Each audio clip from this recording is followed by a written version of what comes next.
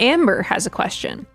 She says, is homeownership really a quote unquote good investment? What does building equity even mean? Is renting forever really a bad thing in this economy? Can I give some flavor from data that I know? There's 2 words that you should respond with, but yes. Well, I want to give some background because this is more of a state of Americans that bothers me a little bit because it will give some flavor to this. Is homeownership good? Every 4 years, we get the updated information from, I believe, the the Federal Reserve updates where net worths are for Americans. And most recently, the most recent update that came out, I got super excited because net worths were up 35%. Sadly, do you know what pretty much 100% of that increase was?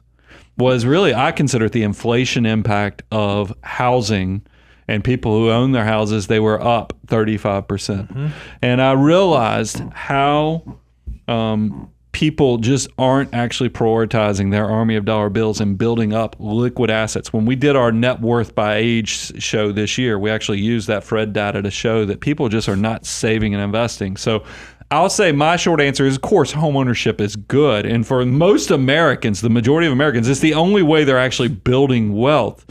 But that is not how I think you ought to look at your army of dollar bills. I think there is a missed element of building wealth versus keeping wealth that people are missing. Yeah, Amber, the way that I'll answer your question, is home ownership a good investment?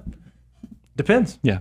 It depends. It depends on what your goals are. If your goal is to own a home and be in one place for a long period of time and build memories and set roots and establish a foundation, home ownership is a great way to do that. And you can, over time, build equity in that. If you borrow money for it, you pay down the money you borrowed. And houses do generally increase about at the rate of inflation in normal markets over the long term. So can you build equity and can you build wealth through home ownership? Absolutely. Does that mean that you have to buy a home?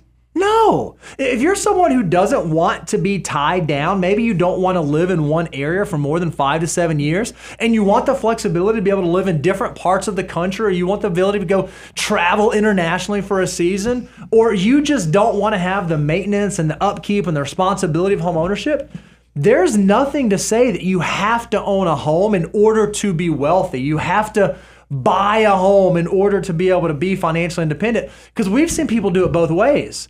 Folks who bought homes and did incredibly well, and they, parlayed their first home into their second home and their second home into their final home. That's great. And we've seen other folks who always chose to rent. And what that rent did is it provided them with flexibility because they prioritized flexibility over the foundation of being in one place for a long time. So I would argue if you've not gone and checked out our home buying checklist and you can't say definitively that I know that I'm going to be doing this and I have some security around this and that this is the place that I'm going to stay, home ownership might not be for you, or it might not necessarily be for you in this season. And I certainly, for most folks, a home is the single most expensive thing that you will ever buy. It's the number one largest thing you'll ever spend money on.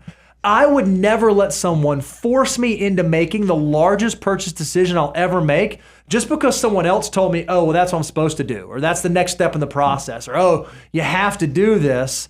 That may or may not make sense for your situation. So you need to define for you, is home ownership a good thing? And I'll even, in parentheses, in this season. Is home ownership a good thing in this season? And answer that question honestly. Yeah, and I'd lean heavily on the time component. We typically say housing, it needs to be at least a 5-year decision. I think with where housing prices are right now, it needs to be more of a 7 to 10 year in just this moment in time, because we have had such a huge run up, with inflation.